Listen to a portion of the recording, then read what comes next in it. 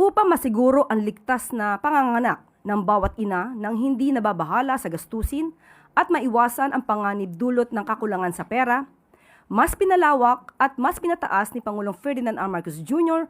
ang maternity benefits ng PhilHealth simula ngayong araw, April 30.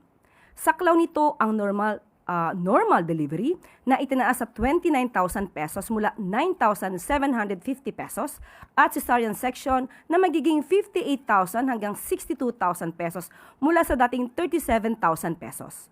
Binigyan diin ng Pangulo na sa ilang kaso, lalo na kung sa ward, maaari na ring wala ng bayaran kahit na pribadong ospital.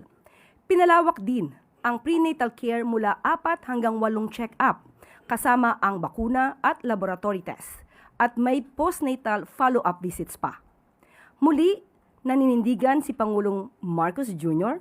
na simple lang ang layunin ng pamahalaan, matiyak na ang bawat ina ay makakapanganak ng ligtas at hindi mag-aalala sa kung saan kukuha ng pambayad sa ospital. Nais din ng Pangulo na walang buhay ang malalagay sa panganib dahil lang sa kakulangan sa pera.